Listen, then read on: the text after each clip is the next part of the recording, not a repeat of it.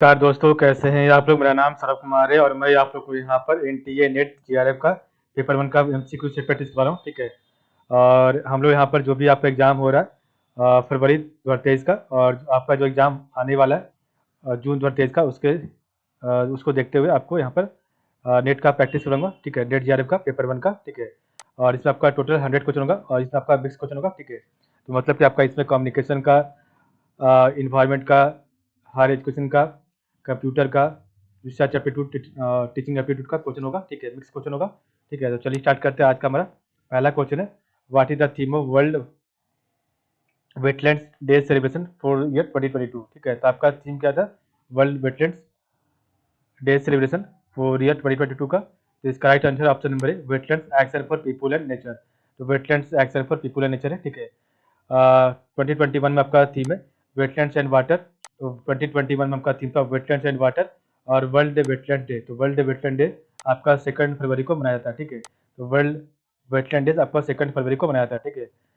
Next आपका question number 2 है, how many sections and chapters are there in the environmental protection act 1986। तो how many sections and chapters are there in the environmental protection act 1986। इसका right answer option C 26 section and 4 chapters है। ठीक है। Next question आपका है, which of this convention has so which of this convention has not been opened for signature at the Earth Summit 1992। तो which of this convention has not been opened for signature at Earth Summit। तो इसका right answer option number C, Kyoto protocol को इसमें शामिल नहीं किया गया था। ठीक है। नेक्स्ट आपका क्वेश्चन नंबर 4 है, when did Earth Summit take place. तो आपका अर्थ समिट कब हुआ था, तो आपको बताना है। तो इसका राइट आंसर ऑप्शन नंबर ए 1 2 3। तो 1992 में, 2012 में और 2002 में आपका अर्थ समिट हुआ था। ठीक है। नेक्स्ट आपका क्वेश्चन है, mark the mark the correct statement. तो Raymond Samuel Tomlinson is the father of email, और पॉल बुकेट क्रिएटेड जीमेल। तो आपको बताना है दोनों में से किसका आंसर राइट है। ठीक है, तो इसका जो कोड है option number c, both are right. तो Raymond Samuel Tomlinson is the father of email and Paul Buchheit created Gmail. Question आपका 6 है, which of the following is not a type of broadband internet connection. तो which of the following is not a type of broadband internet connection. इसका right answer option number c, dial up. तो dial up is the not a type of broadband internet connection. Broadband includes broadband includes several high-speed transmission technologies such as digital subscriber line (DSL), cable modem, fiber, wireless, satellite, broadband tower, power lines. The term broadband inter the term the term broadband internet connection refers to an internet connection with a high data transfer rate। ठीक है, तो ये आपका, तो broadband includes several high-speed transmission technologies such as digital subscriber line (DSL), cable modem, fiber, wireless, satellite, broadband over power lines. The term broadband internet connection refers to an internet connection with a high data transfer rate। ठीक है। Next आपका question number 7 है, which of the following domain is use for profit business. तो profit business के लिए कौन सा domain use किया था, तो इसका राइट आंसर है option number c, dot com. तो dot com domain is use by profit business. ठीक है। क्वेश्चन 8 है, what kind of website is the intranet. तो आपका इंट्रानेट किस टाइप का वेबसाइट है, तो इसका right answer option b, internal, only people with in the company can see it. तो what kind of website is the internet. तो internal, only people with in the company can see it. तो an intranet site is an internal website or portal that helps employees stay up to date with their company. An example of an intranet is website that is exclusively used by an airline company to deliver updates and information to its workforce। ठीक है। कुछ आपका next है, Paris agreement is the successor of. तो Paris agreement is the successor of, तो आपका किसका successor, इसका राइट आंसर है option number d, Kyoto protocol. तो Paris agreement is the successor of Kyoto protocol. ठीक है। Who have sign the UNFCCC। तो Kyoto protocol and Paris agreement have signed the UNFCCC। ठीक है। क्वेश्चन नंबर 10 है, which college was converted to the university of Roorkee in 1948 and upgraded to the Indian Institute of Technology Roorkee 2001। आपको बताना है इसका right answer क्या होगा। तो इसका right answer option number d Thomson college of civil engineering, ठीक है। तो which college was converted to the university of Roorkee in 1948 and upgraded to the Indian Institute of Technology Roorkee 2001, तो Thomson college of civil engineering, ठीक है।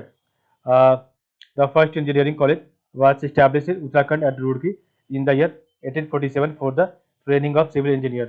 Thompson College of Civil Engineering, तो Thompson College of Civil Engineering as it was called, ठीक है। The college was converted to the University of Roorkee in 1948 and upgraded to the Indian Institute of Technology Roorkee 2001. This college has long history and this college has long history and it's the oldest engineering college in the history of India. It was established in the year 1847 by Lord Dalhousie. It became the 7th IIT of India in the year 2001. Next question है mark the correct code about HDMI। तो आपको HDMI के बारे में बताना कि आपका HDMI क्या है, ठीक है। तो इसका जो राइट कोड है ऑप्शन नंबर है only one for transferring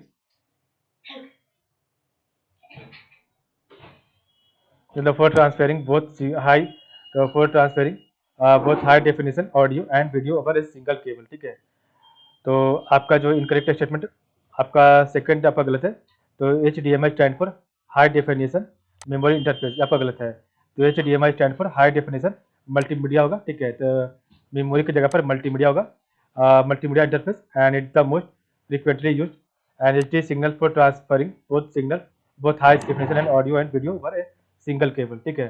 question number 12 है which is the most common, तो which is the most common protocol use for sending emails. तो इसका राइट कोड है ऑप्शन नंबर सी 345, तो SMTP POP एंड IMAP, ठीक है। तो SMTP POP IMAP होगा, ठीक है। तो there are 3 common protocols used to deliver email over the internet, the simple mail transfer protocol, the post office protocol and आपका internet message access protocol, ठीक है। नेक्स्ट आपका क्वेश्चन है ये हाफ बाइट इन, तो ये हाफ बाइट को क्या कहते हैं, ठीक है। तो आपको इसको आंसर बताना है, ठीक है। तो इसका राइट कोड है ऑप्शन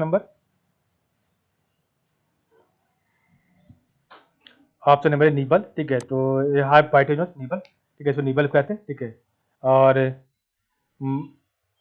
आपका यहाँ पर जो था ये half bit is called nibble. तो बीट को एक ग्रुप ऑफ 8 बिट्स, तो एक group of 8 bits is called byte, ठीक है। तो एक group of 8 bits is called byte और निबल किसको बोलते हैं, the group of 4 bits, a group of 4 bits is called nibble, ठीक है, समझ गए।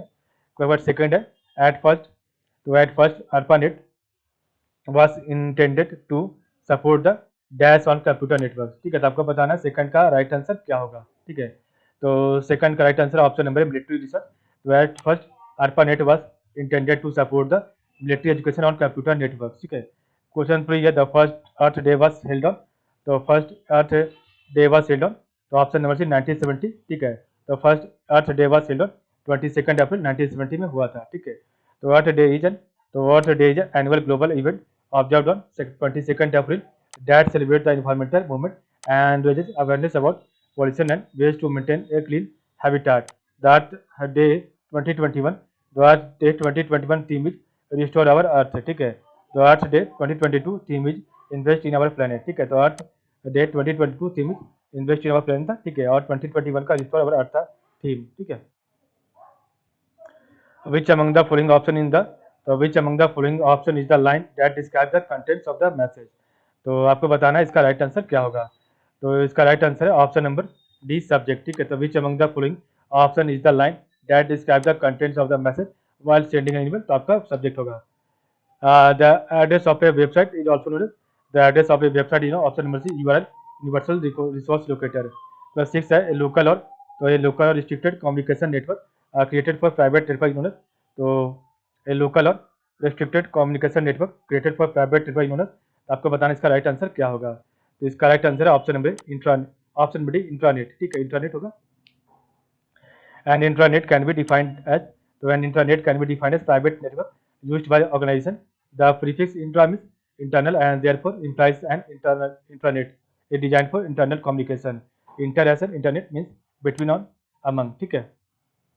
क्वेश्चन 7 आपका which of the following terms, तो which of the following terms means to restart a PC. तो पीसी का रिस्टार्ट का मतलब क्या होता है, तो आपको बताना है इसका right answer option number b pounce.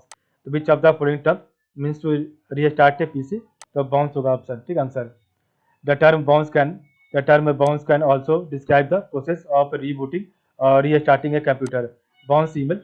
The bounce email, sometimes referred to a bounce mail, is electronic mail that is returned to the sender because it cannot be delivered for some reason.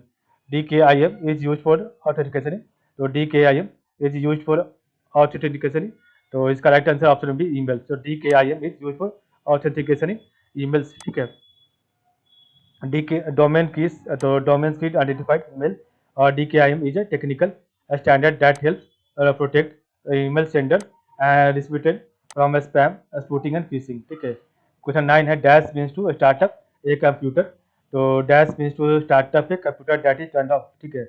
आपको बताना है इसका right answer क्या, option B cold boot. तो cold boot means to startup a computer that is turn off, ठीक है। इसे hard boot भी कहते हैं, ठीक है। तो cold boot also called as hard boot, ठीक है। क्वेश्चन आपका 10 है dash is the delivery of different services through the internet including data storage, servers, databases, networking and software. तो आपको बताना है इसका राइट आंसर क्या होगा। तो इसका right answer option B cloud computing. तो cloud computing is the delivery of different services through the internet including data storage, servers, databases, networking and software, ठीक है। तो in the simplest term cloud computing means storing and accessing data and programs over the internet instead of your computer's hard drive. Cloud computing is the delivery of different services through the internet. Some of the most popular cloud storage, so some of the most popular cloud storage providers are Apple, uh, iCloud, Amazon Web Services, Dropbox and Google Drive, ठीक है।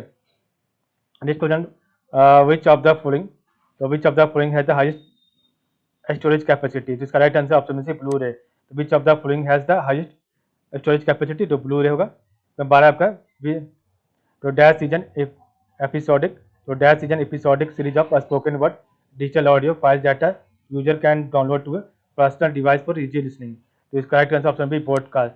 तो podcast is an episodic series of spoken word digital audio file that user can download to personal device for easy listening, ठीक है। Question आपका 13 number, flops are typically used to measure the performance of a computer processor, what does F stand for in flops, ठीक है। तो flops are typically used to measure the performance of a computer processor, what does F stand for in flops, ठीक है। तो आपको बताना इसका right answer क्या है। तो एफ का मतलब था ऑप्शन में सी फ्लोटिंग, आपका सही हो जाएगा, ठीक है। फ्लॉप्स का फुल फॉर्म है floating point operation per second, तो floating point operation per second, ठीक है। 14 आपका डोनेशन वेयर, तो डोनेशन वेयर रेफर्स टू, तो डोनेशन वेयर रेफर्स टू, इसका right answer option B software that is free to use but encourages users to make a donation to the developer. तो donation refers to software that is free to use but encourages users to make a donation to the developer. 15 what does तो PHP stand for, तो PHP के मतलब क्या होता है। तो इसका right answer option number,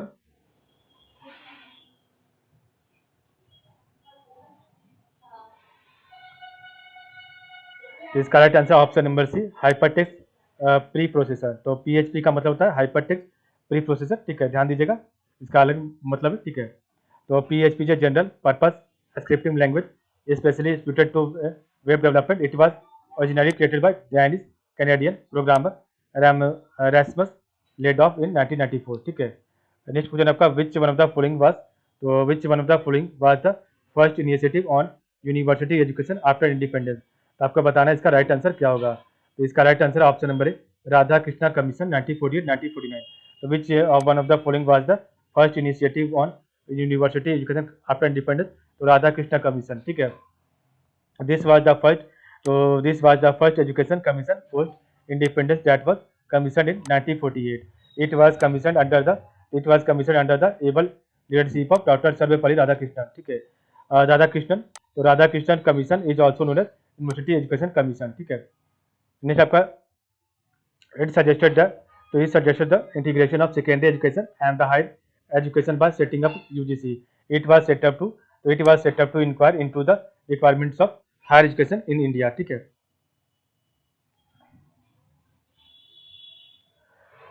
This commission was formed mainly to address the issues faced by the colleges and universities. National Knowledge Commission, तो NKC, तो national knowledge commission was constituted in June 2005 by Prime Minister Dr. Manmohan Singh under the chairmanship of Mr. Sam Pitroda to prepare a blueprint for reform of our knowledge related institution and infrastructure. ठीक है. The Kothari Commission 1964-1966 was set up under the chairmanship of Dr. D.S. Kothari to formulate a coherent education policy for India. Who has launched the International Environmental Education Program? So who has launched the International Environmental Education Program? IEEE. तो इसका right answer option number UNESCO. ठीक है. तो IEEE came into existence in the year 1975. ठीक है. Dash is also, तो dash is also refer to critical judgemental listening. तो आपको बताना है इसका राइट आंसर क्या होगा. तो इसका right answer option number C, evaluating listening. तो evaluating listening is also refer to critical judgemental listening. ठीक है. क्वेश्चन 4 है what is critical listening with example. तो what is critical listening with example. तो for example if there is an upcoming election and you need to decide who to vote for, you probably use some form of critical listening when you watch a televised debate. You listen and you evaluate. ठीक है. आपका judgemental listening क्या होता है. तो आपका judgemental listening होता है. तो judgemental listening also occurs when the listener is only listening to the speaker in order to determine whether he or she is right or wrong, rather than listening to understand the speaker's ideas and where they come from. ठीक है. तो आपका judgemental listening क्या था. तो judgemental listening also occurs when the listener is only listening to the speaker in order to determine whether he और she is right और wrong, rather than listening to understand the speaker ideas and where they come from. ठीक है. Evaluative listening. तो evaluative listening is a type of listening where people make a judgement about the speaker and what he she is trying to से. ठीक है. Next आपका question number 4 है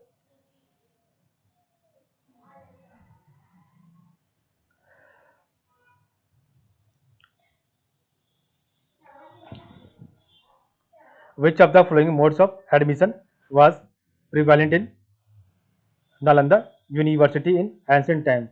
तो इसका right answer option number B, option number entrance examination. ठीक है. Entrance examination. When was the ministry of education renamed as ministry of human resource development. तो कब रीनेम किया गया था. तो इसका right answer option number B 1985 में रीनेम किया गया था. ठीक है. और फिर से आपका जो है आपका दोबारा जो है 2020 में मिनिस्ट्री ऑफ एजुकेशन कर दिया गया है. ठीक है. The ministry of education formerly the ministry of human resource development 1985 से लेकर 2020 तक or is a ministry of the government of India responsible for the implementation of the national policy on education. The ministry is further divided into two department, the department of school education and literacy which deals with primary, secondary and higher secondary education, adult education and literacy, and the department of higher education which deals with university level education, technical education, scholarship etc. ठीक है. The current education minister is Dharmendra Pradhan, a member of the Council of Ministers. India had the Ministry of Education since 1947. In 1985, Rajiv Gandhi government changed its name to Ministry of Human Resource Development (MHRD), and with the public announcement of newly drafted National Education Policy 2020 by the Narendra Modi government, Ministry of Human Resource Development was renamed back to Ministry of Education. ठीक है. The new National Education Policy 2020 was passed on 29 July 2020 by the Union Council of Ministers. The NEP 2020 replaced the existing National Policy on Education 1986.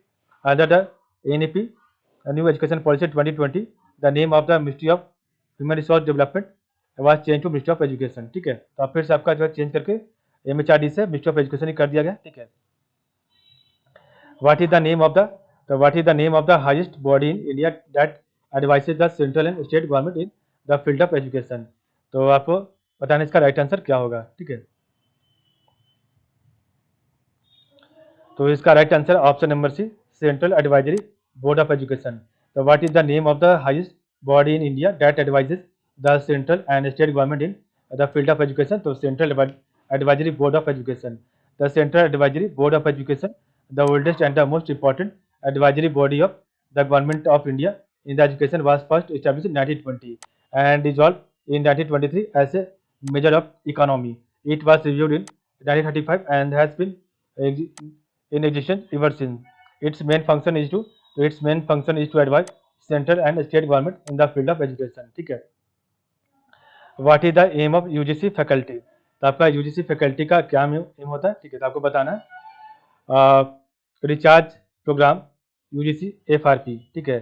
तो what is the aim of UGC faculty recharge programme UGC FRP, ठीक है। तो आपको इसका right answer बताना, तो इसका right answer है option number A, address the shortage of faculty in the higher education institution, ठीक है। तो what is the aim of UGC faculty recharge programme UGC FRP, तो फैकल्टी रिचार्ज प्रोग्राम, तो इसका मतलब होता है address the shortage of faculty in the higher education institution. University grant commission UGC it's came into existence on 28 December 1953 and became a statutory organisation of the government of India by an act of parliament in 1956 से for the coordination determination and maintenance, समन्वय निर्धारण और रखरखाव के लिए of standard of teaching examination and research in university education. Central educational, तो central educational institution reservation in admission act was pass in the year, तो कब ये पास किया गया था, ऑप्शन नंबर सी 2006 में पास किया गया था, ठीक है। तो central educational institution CEIS reservation in admission act was pass in the year 2006 में, ठीक है। Government strictly complies with the rules of CEI Act 2006 which provide reservation for SCs 15%, STs 27.5% and OBC 27%, ठीक है। Methane a greenhouse gas is emitted from, तो methane a greenhouse gas is emitted from, तो इसका right answer क्या होगा, option number C 1 and 3, तो landfills और wetland, तो मीथेन है green house gas is emitted from landfills and wetland, ठीक है। तो नंबर 4 है which Indian state planted 6 crore sapling in 12 hours in July 2017 in an attempt to fulfill Paris agreement, तो आपको बताना है इसका राइट आंसर क्या, option number B Madhya Pradesh. तो which Indian state planted 6 crore saplings in 12 hours in July 2017 in an attempt to fulfill Paris agreement promise, Madhya Pradesh. तो Paris agreement is an international treaty on climate change adopted in 2015. The Paris Agreement was opened for signature on 22nd April 2016 Earth Day at a ceremony in New York. As of November 2021, 193 members of the United Nations Framework Convention on Climate Change (UNFCCC) are parties of the agreement. ठीक है। The following list indicates different types of computer network. Arrange them in ascending order on the basis of geographical space replied. तो इसका right answer option number D, सबसे छोटा लैन, उसके बाद man, उसके बाद वैन, ठीक है। The local area network LAN, a local area network connects computer that are in the same building. Metropolitan area network MAN, the metropolitan area network MAN is basically a bigger version of LAN and normally uses similar technology. It can be a private or public network. It might cover a group of nearby corporate offices or it can be in cities. Wide area network. The wide area network, a wide connects computers in different cities or countries. WAN covers the largest area and the LAN covers the smallest area. ठीक है। Next question आपका Neha would like to send her 10 page document by email to various companies for job purpose. Identify the appropriate sequence from the following step, तो इसका right answer option B. आप सबसे पहले आपका होगा कंपोज, उसका आपका ईमेल आईडी, उसका आपका जो है अटैचमेंट, उसके बाद चौथा आपका सेंड हो जाएगा, ठीक है। अटैचमेंट के बाद सेंड, ठीक है। तो ये आपका सही जो है ऑर्डर है, ठीक है। तो कंपोज, ईमेल आईडी, अटैचमेंट और सेंड हो जाएगा, ठीक है। तो when Neha writes an email she will using the compose window, ठीक है। तो when Neha writes an email she will using the compose window. This is where she will add the email address to the recipient, the subject and the body of the email. She will also be able to add various types of text formatting as well as one or more attachment, ठीक है। उसके बाद she can also create a signature that will be added to the end of the email she sends, ठीक है। Next आपका question है the appropriate sequence of sending an email compose, email ID, attachment and send, ये आपका जो है appropriate sequence है, ठीक है। National press day is observed, तो national press day is observed, तो इसका राइट आंसर क्या होगा, तो इसका राइट आंसर है ऑप्शन नंबर ये 16 नवंबर, तो national press day is observed on 16 November, ठीक है। Which newspaper tagline is the let truth prevail, तो ये किसका जो है आपका मतलब कि टैग लाइन है, तो इसका right answer option number B Times of India. ठीक है, तो लेट ट्रूथ प्रिवेल। ठीक है, तो which newspaper tagline is the let truth prevail, तो टाइम्स ऑफ इंडिया। ठीक है,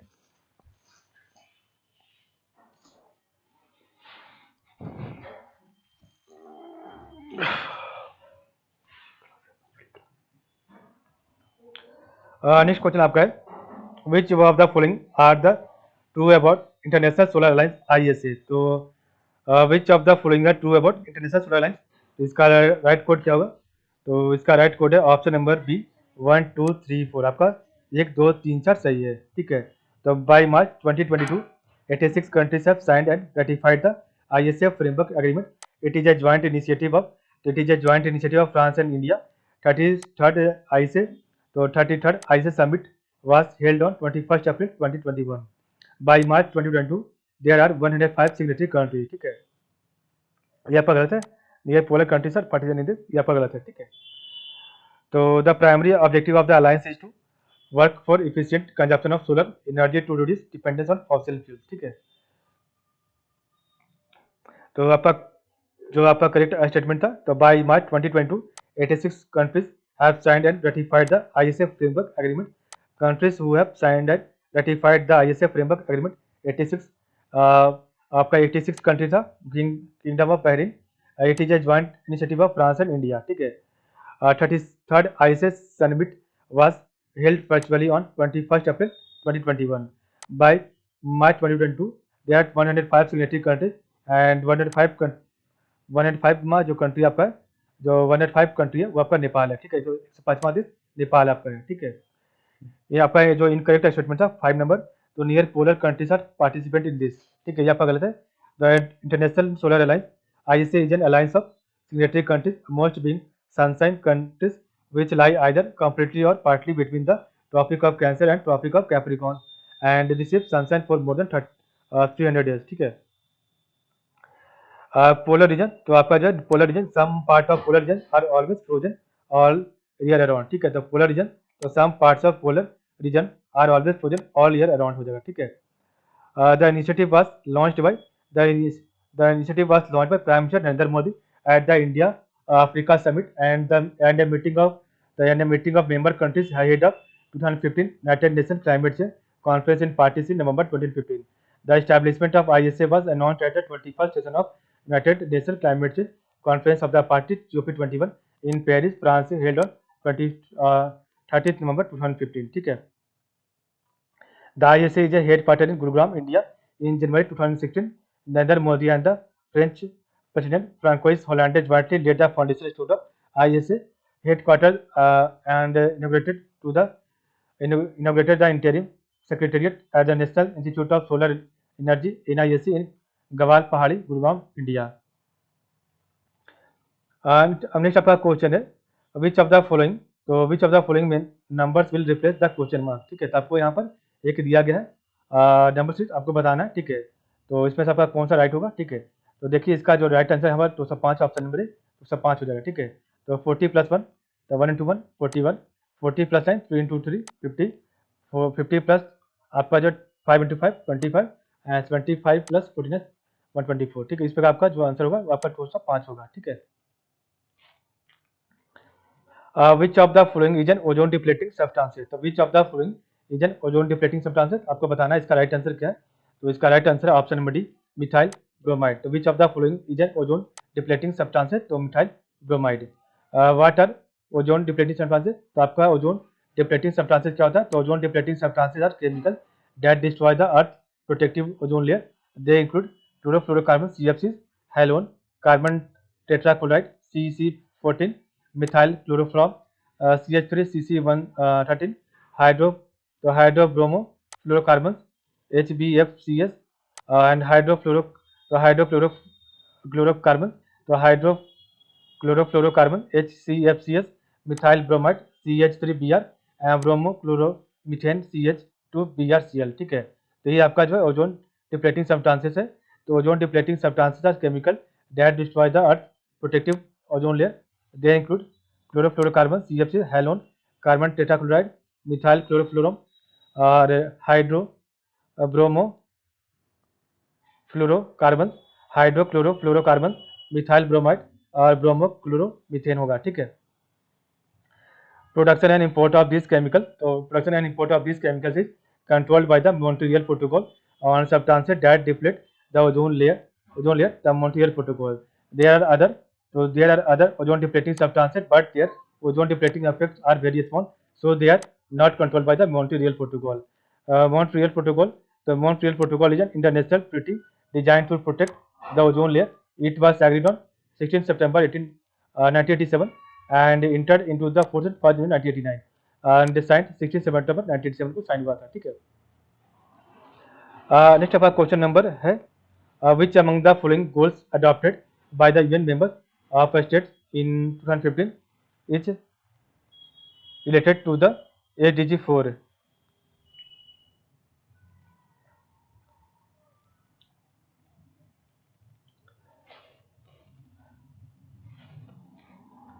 तो इसका राइट आंसर क्या होगा आपको बताना है। तो which among the following goals adopted by the UN members state in 2015 is related to SDG 4? तो इसका right answer option C quality education. ठीक है। तो in September 2015 the general assembly of United Nation adopted the 2030 agenda for sustainable development that includes 17 sustainable development goals। ठीक है। तो आपका जो the 17 sustainable development goal SDGs to transform our world, the 17 sustainable development goal SDG to transform our world. तो पहला आपका no poverty, दूसरा zero hunger, तीसरा आपका है गुड हेल्थ एंड वेलबींग, चौथा आपका है क्वालिटी एजुकेशन, पांचवा आपका जेंडर इक्वालिटी, छठा आपका क्लियर वाटर एंड सैनिटेशन और सातवां आपका है अफोर्डेबल एंड क्लीन एनर्जी, आठवां आपका है decent work and economic growth, ninth आपका इंडस्ट्री इनोवेशन एंड इंफ्रास्ट्रक्चर और 10 आपका रिड्यूस इनइक्वालिटी। ठीक है। और 11th आपका है sustainable cities and communities, 12th आपका responsible consumption and production, 13th आपका क्लाइमेट एक्शन, 14 आपका लाइफ बिलो वाटर, 15 आपका लाइफ ऑन लैंड। ठीक है। और 16 आपका peace and justice strong institution और 17 आपका partnership to achieve the goal. ठीक है। तो ये आपका जो है राइट आंसर है। ठीक है। ये आपका टोटल 17 गोल्स है। ठीक है।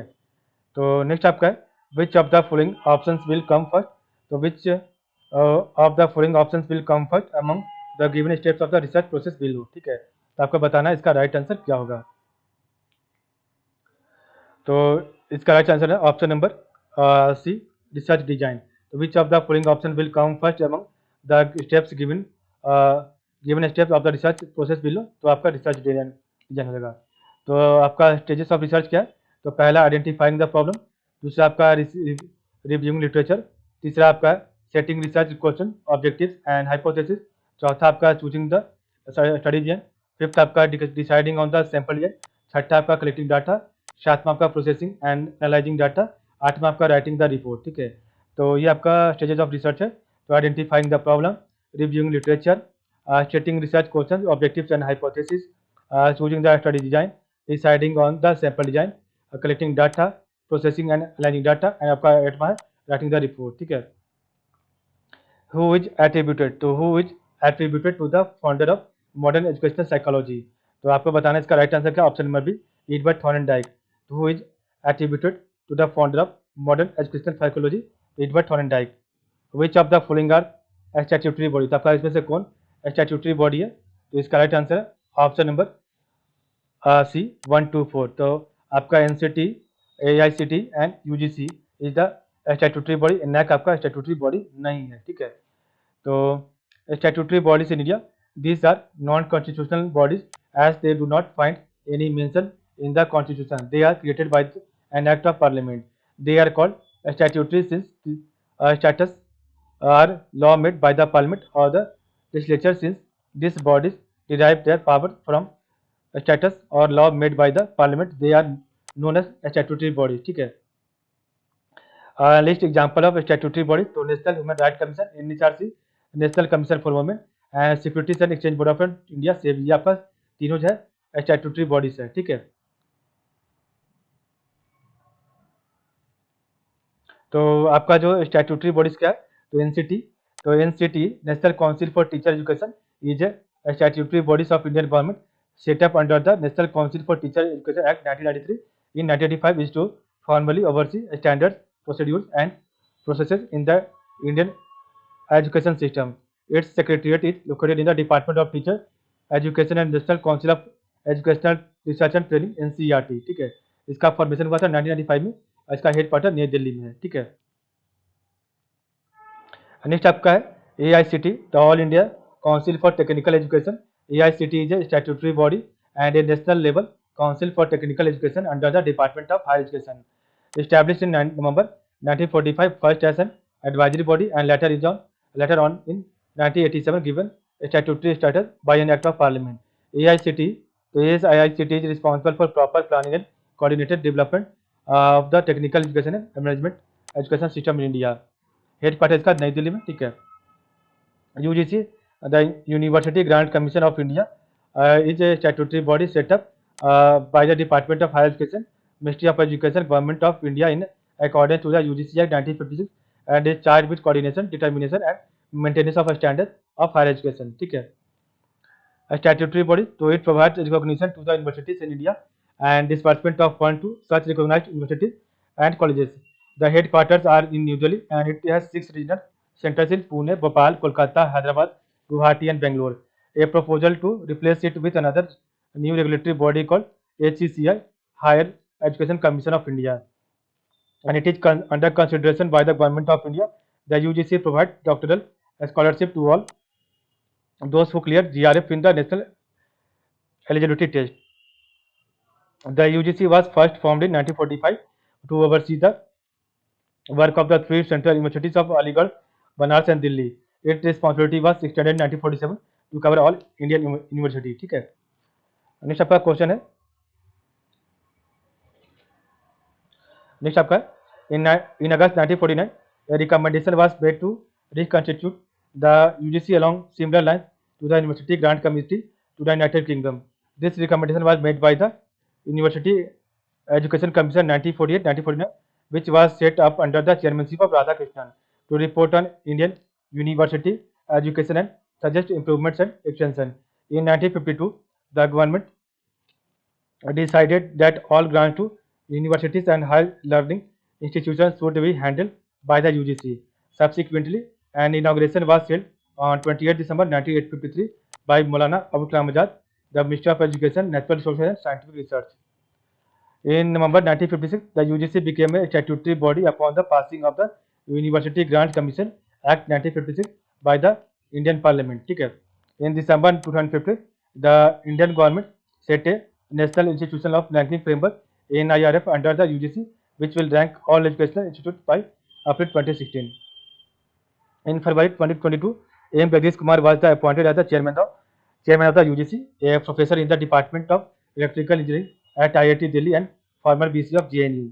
It has made NET qualification mandatory for teaching at graduation level and at post graduation level since July 2009। ठीक है, NAC आपका क्या है, तो ऑटोनमस बॉडी है आपका। NAC ऑटोनमस बॉडी एक तरह का है, और the national assessment accreditation council NAC is a government organization in India that access and accredits higher education institution HEIA. It is an autonomous body, so it is an autonomous body funded by the University Grant Commission and headquartered in Bangalore.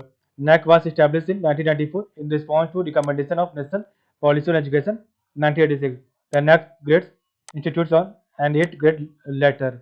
ठीक है, तो मोटो इसका क्या है, excellence, credibility and relevance. NAC as of December 2021, 655 universities and 13,316 colleges were accredited by NAC। ठीक है, autonomous body, the term autonomous body denotes a self-governing body independent or subject to its own laws. If autonomous body or institution is a company, it is regulated by the company law. It has own board of directors and self policies। ठीक है, next आपका question number 3 आपका है, ये dash interview. तो ये dash interview is a data collection method that relies on asking question in a set order to collect data on a topic. तो आपको बताना इसका राइट आंसर क्या होगा। तो a dash interview is a data collection method that relies on asking question in a set order to collect data on a topic. तो इसका right answer है option number D, structured interview. तो a structured interview is a data collection method that relies on asking question in a set order to collect data on a topic.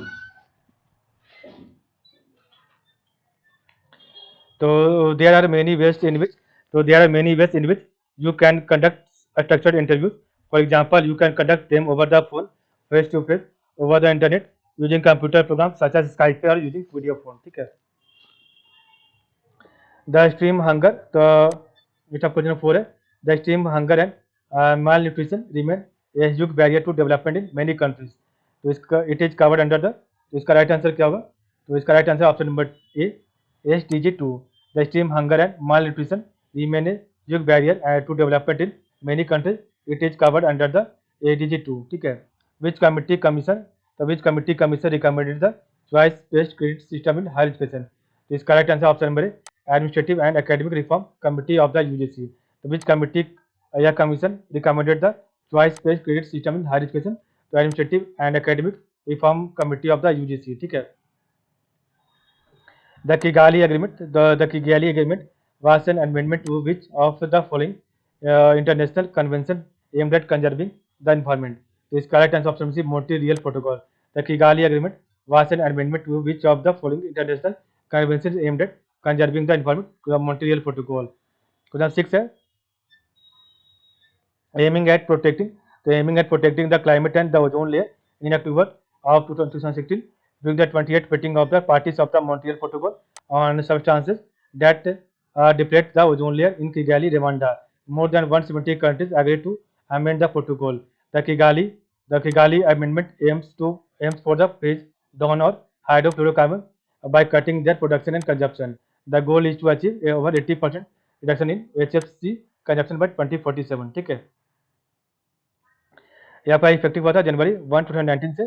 The Kigali amendment to the Montreal Protocol is an international agreement to gradually reduce the consumption and production of hydrofluorocarbon HFCs.